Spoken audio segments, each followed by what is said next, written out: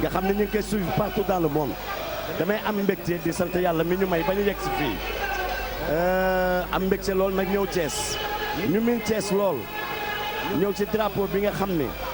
dañ ko tuddee sunu xarit sunu frère le ministre Cheikh Kanté mu dend ak le ministre Makhtar Ba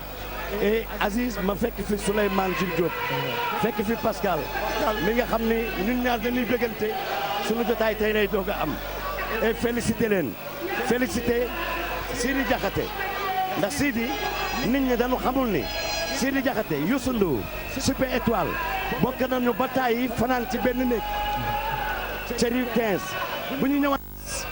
ñoom si kon nag bu defee lii ma ànd ak Mara et ñëw représenté suma xarit suma jumeau muy le ministre Youssou Ndour et ñu jël lépp jël ko le président de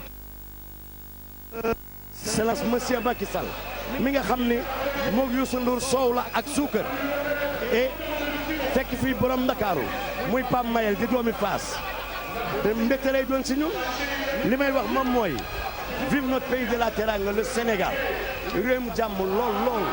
et di féliciter nag Sidi lu ma ko njukkal ànd ak Mara Dieng démb Youssou day way mais saa yu wayee ba mu yàgg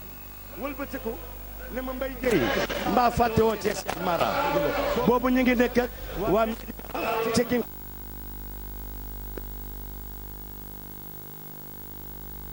liggéey jéggi dayoo bi nga xam ne yéen a ngi koy def ci lamb ji que le prophète vous accompagne et yàlla na jàmm yàgg vive le Sénégal jërëjëf